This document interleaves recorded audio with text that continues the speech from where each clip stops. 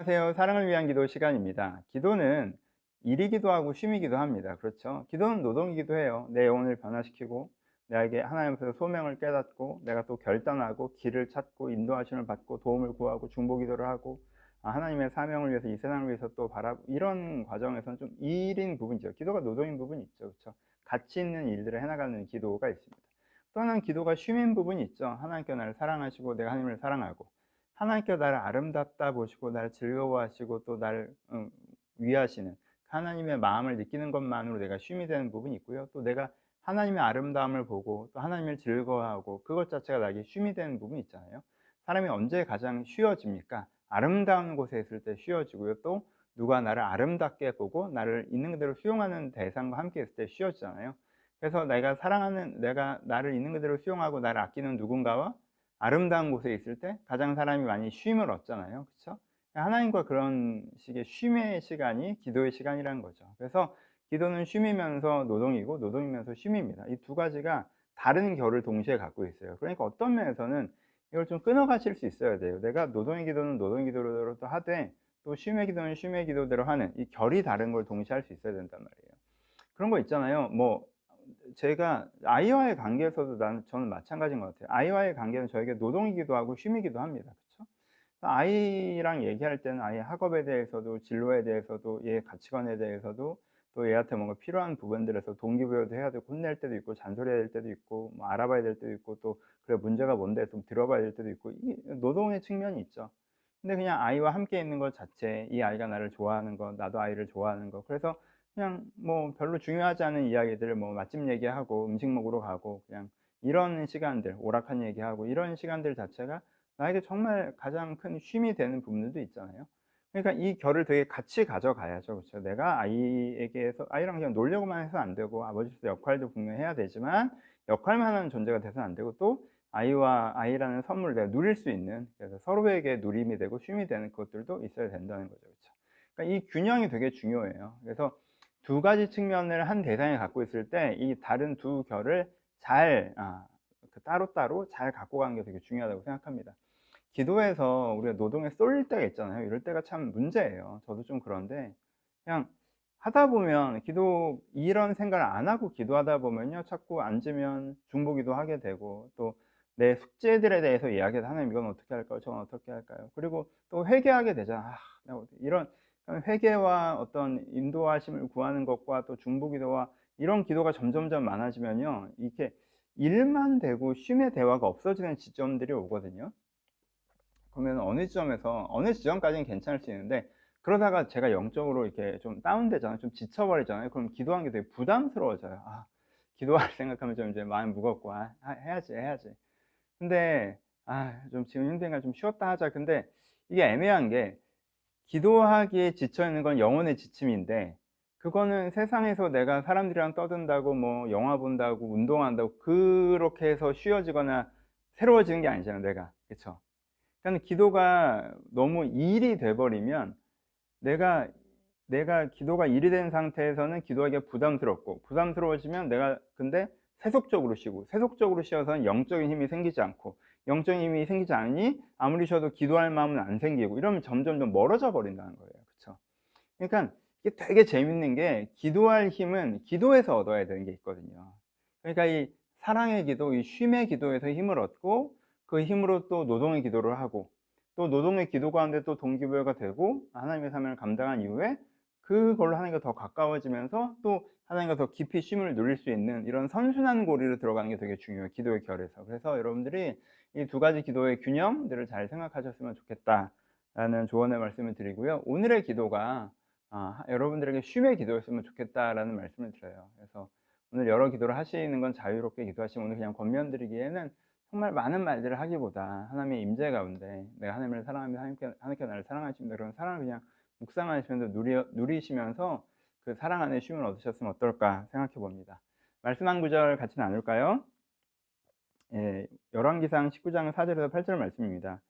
자기 자신은 광야로 들어가 하룻길쯤 가서 한 로뎀나무 아래 앉아서 자기가 죽기를 원하여 이르되 여호와여 넉넉하오니 지금 내 생명을 거두시옵소서. 나는 내 조상들보다 낫지 못하나이다 하고 로뎀나무 아래에 누워 자더니 천사가 그를 어루만지며 그에게 이르되 일어나서 먹으라 하는지라. 본즉 머리맡에 숯불에 구운 떡과 한 병 물이 있더라.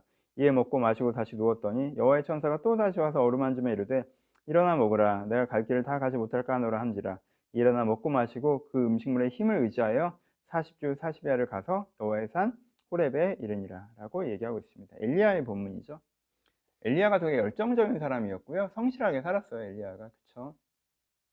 엘리야가 하나님과 멀어지고 바알에 빠져 있는 이스라엘을 되게 안타까워하고 이 이스라엘이 하나님께로 회복되기를 갈망하고 그 속에서 자기 역할, 자기 사명을 찾고 그 사명에 충성하기로 결정하였고요.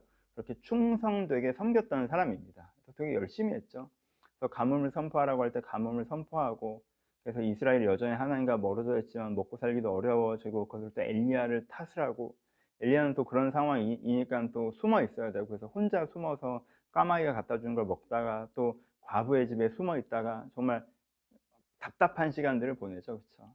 그러다가 이제 어느 날 이제 용기를 내라고 하나님께서 또 사명을 주셔서 또 바알을 믿는 사람들과 싸우면서, 그렇죠? 예배로 싸우면서 혼자 그 바알의 선자를 대적하면 하늘에서 불을 내리고 비를 내리고 막 이런 또 용감한 영적 투쟁의 일들도 하고, 엘리야가 정말 치열하게, 그렇죠? 이렇게 하나님의 사람들을 잘 감당했어요. 근데 엘리야의 마음 가운데 이쯤 되면 이제 이게 해결이 되겠지라는 생각이 있었어요. 그래서 하늘에서 비가 내리면 이스라엘 백성이 회복되겠지라는 엘리야의 어떤 기대가 있었던 거예요. 거기가 꼬린 지점이라고 생각하고 뛰었던 거예요. 근데 엘리야가 꼬린 지점 알고 뛰었는데 거기 도착해 보니까 거기가 꼬린 지점이 아니라 뭐였어요? 반환점이었어요. 이걸 돌고 다시 뛰어야 되는 거였어요. 그러니까 엘리야가 갑자기 확 마음이 무너져 내리죠. 그렇죠? 하나님 더 이상 못 하겠어요. 이렇게 된단 말이에요. 우리에게도 이런 지점들이 있는 것 같아요. 내가 하나님 더 어려운 일이 생겨 뭐 그럴 수도 있겠지만, 뭔가 내가 힘들지만 참고 하면서 이쯤 하면 그래도 해결이 되지 않을까. 애들이 몇 살이 되면 내가 그래도 회사에서 이 정도 위치에 오르면, 내가 이 정도의 어떤 삶의 여건을 만들면, 이 문제를 해결하면, 또 내가 이렇게 은혜 받으면, 이만큼 기도하면, 뭔가 내가 생각하기 임계점이라고 생각하고 여기까지 열심히 해보자라고 막 내가 달려왔는데, 거기가 목표점이라고 생각하고 거기가 달려왔는데, 그래서 그게 나한테 임계점이 되는 거죠. 그랬는데 거기가 이제는 그냥 반환점이어서 이쪽으로 돌아서 또 뛰어가야 되면 갑자기 못하겠다. 내 임계점에 다다른 더 이상 못하겠다. 이럴 때가 우리 가운데 있다라는 것입니다. 그때 무엇이 필요해요? 하나님이 그때 엘리야에게 어떻게 하십니까? 저는 이 본문을 정말 좋아해요. 하나님이 그때 엘리야에게 사명을 새롭게 하시지도 않고, 그쵸? 아니, 하나님의 권능을 더하시지도 않고, 어떤 면에서 그들에게 설명을 하시지도 않고 쉬게 해주세요. 쉬라고 하세요. 쉬게. 그래서 하나님 죽여주세요라고 얘기하는데 그냥 자, 이리 와봐, 그냥 먹고. 이 표현이 되게 좋은데, 어루만지다라는 단어를 쓰는데 이 단어가 저는 되게 좋더라고요. 천사가 어루만지며 라는 단어가 있는데, 그쵸? 천사가 어루만지잖아요. 천사가 어루만지며.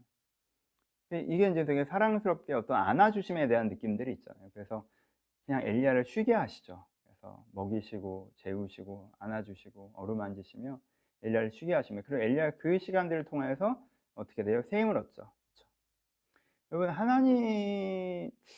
우리가 나름대로 하나님 안에서 사명의 은혜, 그러니까 그 노동의 기도를 하면서 열심히 잘 살아오다가 너 이제 더 이상 못하겠다 이러실 때 있잖아요. 그때 원망이나 죄책에 빠지지 마시고 그때는 쉼의 은혜를 구하실 때라고 저는 생각해요. 그래서 정말 그때는 어떤 면에서 말하지도 마시고 듣지도 마시고 그냥 하나님, 정말 하나님 사랑합니다. 하나님께서 저 사랑하십니다. 이렇게, 그렇죠? 하나님 안에서 정말 먹고 자고 하는 것처럼.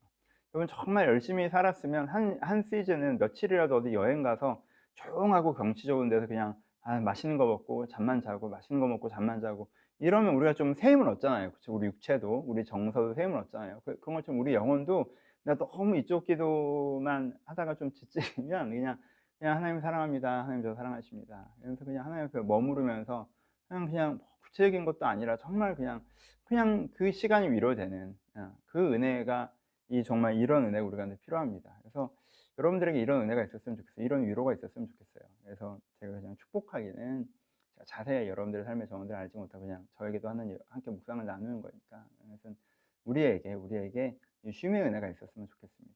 그냥 오늘 어떤 면에서 많은 말들 안 하셔도 좋으니까 그냥 하나님의 날개 그늘 아래 머무르며 그냥 좋은 사람과 그냥 함께 있는 그런 느낌처럼 좋으신 하나님과 이 시간 함께 머무르시면서 혹시 여러분들 마음에 지침이 있다면 큰 위로가 있으셨으면 좋겠습니다. 그런 사랑의 기도의 시간이 되기를 주님의 이름으로 축복합니다. 기도하겠습니다. 하나님, 분주한 일상을 살아갑니다. 여러 가지 의무, 고민, 힘듦, 지침이 우리 가운데 있습니다. 아버지, 우리 가운데 쉼을 주시옵소서. 아버지, 우리 가운데 힘을 주시옵소서. 아버지, 우리 가운데 세속적인 쉼의 시간도 필요합니다. 우리 가운데 이렇게 많은 노동량 가운데 휴가 같은 날들이 필요하고 혼자만의 시간이 필요하고 뭔가 개인적인 시간들이 필요할 수 있고 몸이 쉬는 것이 필요할 수도 있고 정서가 쉬는 것이 필요할 수도 있으나 하나님, 저희들의 영혼도 많이 지쳐 있습니다. 저희 영혼이 쉼이 필요합니다. 아버지, 이 기도의 시간이 이들의 영혼이 쉬는 시간이 되게 하여 주옵소서.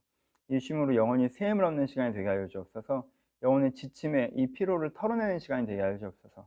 하나님이 그저 사랑한다고 말해주시고 소중하다고 말해주시며 또한 저희들 하나님을 사랑한다고 말하고 하나님께 저에게 소중한다고 고백하는 가운데 그 사랑이 저희 가운데 쉼과 힘이 될 수 있도록 이 기도의 시간을 축복하여 주옵소서. 하나님께서 함께 하시길 기대하며 살아계신 예수님의 이름으로 기도합니다. 아멘. 단지 여러분들의 기도를 돕기 위해 영상을 찍습니다. 혼자 하시기 좀 어색하셨다면 이제는 개인의 기도로 이제 자연스럽게 하나님께 의미 있는 시간들 많이 가셨으면 좋겠습니다. 이 시간 여러분들의 쉼이 되셨으면 좋겠습니다. 감사합니다.